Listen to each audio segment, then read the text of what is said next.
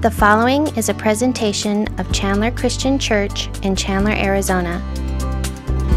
For more information, please go to chandlercc.org.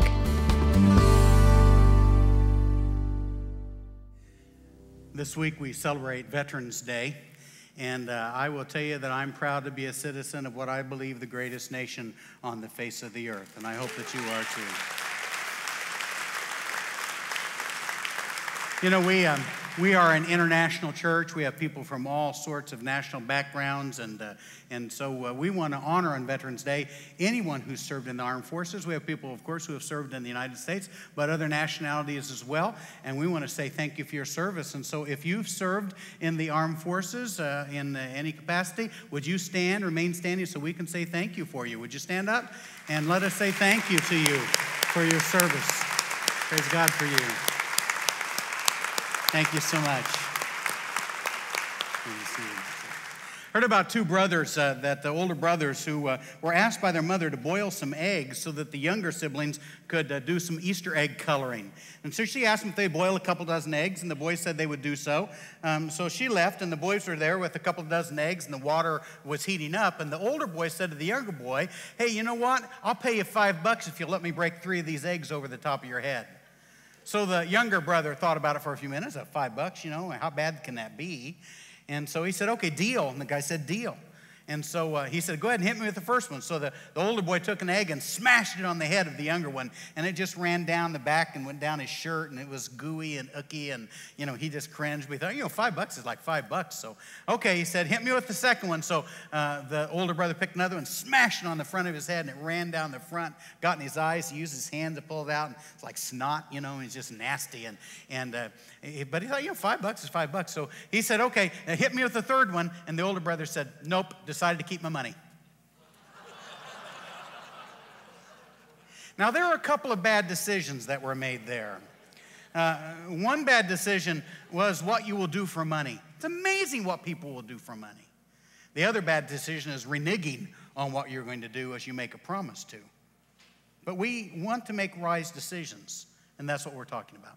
You know, Nancy and I, quite a few years ago now, when we were ready to have our first child, before Ashley was born, when she was still in the oven, Nancy and I were invited to come to a safety chair program.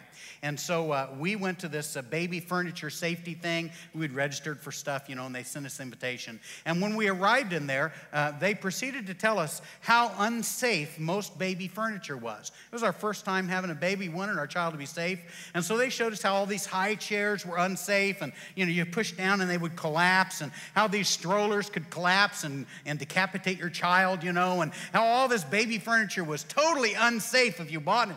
We were looking at each other, and then they rolled out the Wonder Chair. Ooh, the answer to your every problem. And they showed us how safe it was. You could stand on top of it and it wouldn't break, and you could bounce on it and it wouldn't break, and it will last forever. And it was just the most wonderful thing. The stroller was just like a Cadillac, and, you know, it was just amazing. In fact, they said, if you sign up tonight, we'll not only give you 1 Wonder Chair, we'll give you 2 Wonder Chairs. And like fish caught in a tank, we signed up, and for the next 2 years, we paid on the Wonder Chair. Any of you ever made any bad financial decisions in your life? Anybody with me on that? Of course we all have. So today, we need to think about those financial decisions. See, the choices we make have consequences, don't they? The choices we make have consequences. The decisions we make really affect our destiny in every area of our life, but especially true in our finances. Jerry Falwell once said, "Don't ignore even the smallest decisions, for in the small decisions, you will determine the big picture of your life." And that's really true. So today we've come to a time in decision of our ABCs of financial freedom. Last weekend we talked about this, and many of you made an amazing choice. Many of you chose to tithe. Maybe for the first time, some of you really putting to God to test in this thing, but you decided last week, we're going to tithe. And let me tell you what happened. As a result of last week, and some of you choosing to tithe, our general fund offering last week was $24,000 higher than what we'd averaged thus far for this year. Isn't that amazing? That's just if you made the right choice. And God will bless you for doing so. And I want to hear your stories. Write me your stories. Tell me. I had several of you on the patio tell me your stories. Write them down for me and keep it up. But today I want to challenge you to make a bold decision. Not just a bold decision, but the right decision.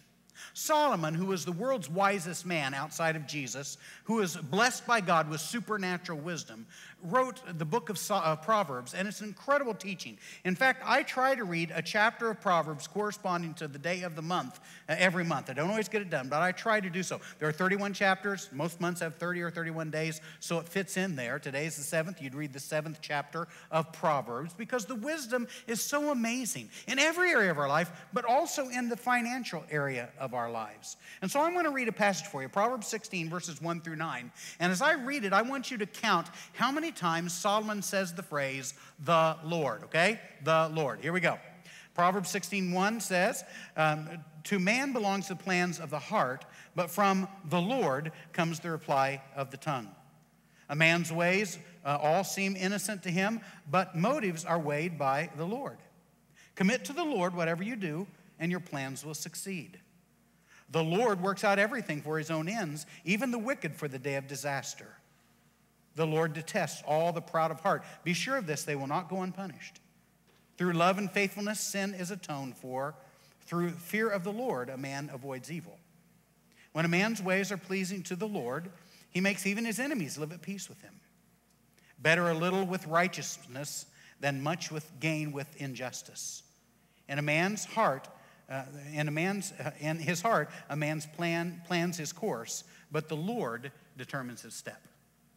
Now, how many times did the phrase the Lord show up in those verses? 8 times. In 9 verses, 8 times, Solomon says the Lord. You think there's a point there? Of course there is. He's saying that the Lord is to be the focal point of our life. He is to be the centerpiece of our living. He is to be he is orchestrating everything.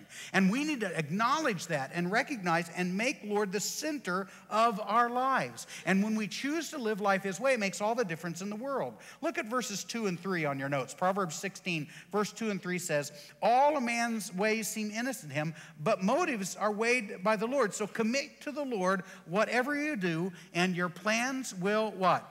Succeed. Now look up here for a minute. How many of you want to be successful in life? And let me ask you a question because some of you I don't think got the answer, or you want to be failures. I don't know. Let me ask you, how many of you want to be successful in life? I think everybody does. And he says, so you commit your ways to the Lord. You focus your life around what God asks of you, and he promised you to bless you. Look at verse 7, Proverbs 16:7. When a man's ways are pleasing to the Lord, he makes even his enemies live at peace with him. In other words, he smooths the way. He makes the path clear for you. God promises his blessings if we will do what he says. This is foundational. If we do what the Lord asks of us, the blessings just pour into our lives. And how many of you want to be blessed by God? Yeah, we all do. And he says the way that we are blessed by God is to decide to do life God's way. If we will decide to do life God's way, he promises his blessing. Now, Jesus comes back around and teaches this same principle. In Matthew, Mark, Luke, and John, we have the recorded teachings of Jesus.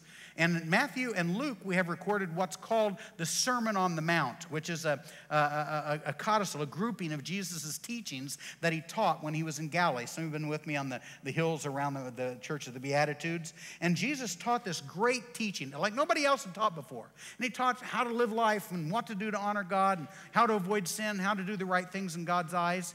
And then at the end of this incredible body of teaching, in both Matthew and in Luke's passage, Jesus concludes with these words. From Luke's Gospel, chapter 6, verses 46 through 49, he says, why do you call me Lord, Lord, and do not do what I say?